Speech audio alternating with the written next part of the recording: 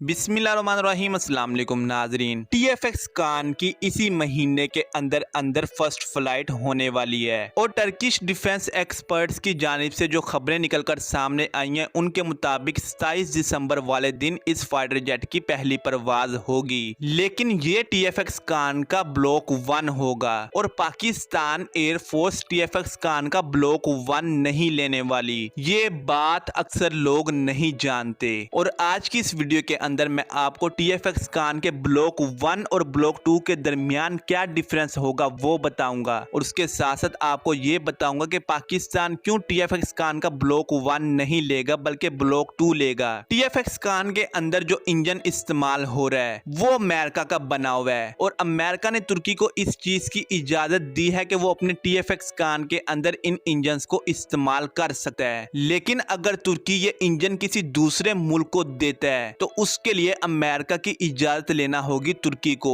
और अमेरिका कभी भी पाकिस्तान को ये इंजन फराहम नहीं करने देगा। ये आप तमाम लोग बहुत अच्छी तरह जानते हैं। लेकिन तुर्की को इस वक्त नए लड़ाका तैयारों की अशद जरूरत है, इसलिए तुर्की टीएफएक्स कान के ब्लॉक 1 के अंदर अमेरिकन इंजन ही इस्तेमाल करेगा और अपनी एयरफोर्स की जरूरियात को पूरा करेगा। लेकिन जो टीएफएक्स कान का ब्लॉक 2 होगा उसके अंदर अमेरिकन इंजन इस्तेमाल नहीं किया जाएगा। ज्यादातर चांस हमें टीएफएक्स ब्लॉक 2 के अंदर रोल्स रॉयस के इंजन के नजर आ रहे हैं। तुर्की इसके अंदर रोल्स रॉयस का इंजन इस्तेमाल करेगा और वही इंजन पाकिस्तान को मिलेगा। यानी इस लड़ाका त्यारे के इंजन की वजह से हम इस लड़ाका त्यारे का ब्लॉक 1 नहीं लेंगे। उसके अलावा पाकिस्तान एयरफोर्स को इस वक्त जरूरत है स्टेल्थ फाइटर जेट की, लेकिन टीएफएक्स कान का ब्लॉक 1 एक स्टेल्थ फाइटर जेट नहीं होने वाला क्योंकि तुर्की ने अभी तक इस लड़ाका त्यारे का वेपन बे नहीं बनाया और इस वजह से इसके वेपन बे के अंदर आप हथियार नहीं लगा सकते, बल्कि तुर्की टीएफएक्स कान के ब्लॉक 1 के अंदर हार्ड पॉइंट्स लगाएगा और उनके ऊपर वेपन्स लगाएगा जिनके अंदर एयर टू एयर मिसाइल्स भी होंगे और ग्राउंड अटैक वेपनरी भी होगी। लेकिन जो इसका ब्लॉक 2 होगा उसके तमाम वेपन्स उसके इंटरनल वेपन बे के अंदर होंगे और 2030 तक तुर्की इसका ब्लॉक 2 बना चुका होगा और इसी वजह से पाकिस्तान एयरफोर्स टीएफएक्स कान का ब्लॉक 2 खरीदेगी। उसके अलावा टीएफएक्स कान की टेक्नोलॉजी अभी मैच्योर नहीं हो पाई। तुर्की ने आज से पहले कोई भी लड़ाका त्यारा नहीं बनाया, चंद ट्रेनर एयरक्राफ्ट्स बनाए हैं, इसलिए तुर्की का पहला लड़ाका त्यारा है और तुर्की को अभी इसके ऊपर बहुत ज्यादा काम करना है और पाकिस्तानी इंजीनियर्स भी तुर्की का मुकम्मल साथ दे रहे हैं इस लड़ाका त्यारे को बनाने के लिए। और जब तक इस लड़ाका त्यारे का ब्लॉक 2 बनकर सामने आएगा तब तक इस लड़ाका त्यारे की टेक्नोलॉजी मैच्योर हो चुकी होगी और जो इसके अंदर खामियां रह चुकी होंगी उनको दूर कर लिया जाएगा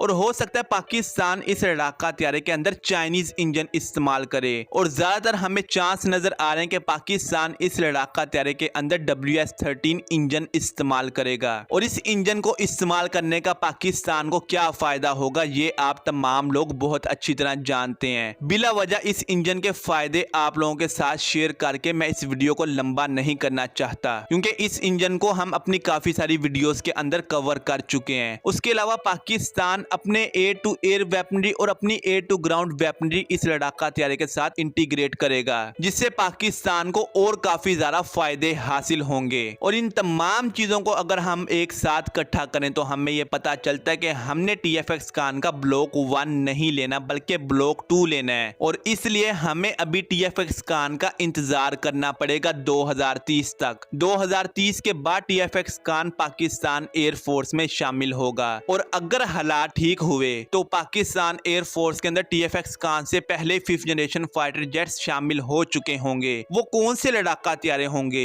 वो J-35 होंगे या चेंगडू J-20 होंगे या फिर पाकिस्तान का अपना 5th जनरेशन फाइटर जेट होगा, इस बारे में हम कुछ भी नहीं कह सकते। अक्सर लोग मेरे से बार बार ये सवाल पूछ रहे हैं कि पाकिस्तान के अंदर जो चेंगडू J-20 मौजूद है क्या वो पाकिस्तान की प्रॉपर्टी है या क्या वो चाइना की प्रॉपर्टी है। तो देखें इस बारे में मैं आपको कई बार आगाह कर चुका हूं कि मेरे पास इससे मुतल्लिक नॉलेज मौजूद नहीं है। पाकिस्तान और चाइना के दरमियान एक एग्रीमेंट साइन हो चुका है और उस एग्रीमेंट को अगर हम पढ़ें तो हमें यह पता चलता है कि अगर पाकिस्तान के ऊपर कोई मुल्क हमला करता है तो चीन उस वक्त पाकिस्तान की जंग के अंदर कूद पड़ेगा और अगर चाइना के ऊपर कोई मुल्क हमला करता है तो पाकिस्तान उस जंग के अंदर कूद पड़ेगा। और शायद सिक्योरिटी रीजंस की वजह से चाइना ने अपने फाइटर जेट्स पाकिस्तान के अंदर रखे हों, इसलिए इस बारे में फिल वक्त मैं आपको कुछ भी नहीं बता सकता। खैर ये थी आज की वीडियो, मिलते हैं अगली वीडियो में, तब तक के लिए अल्लाह हाफिज।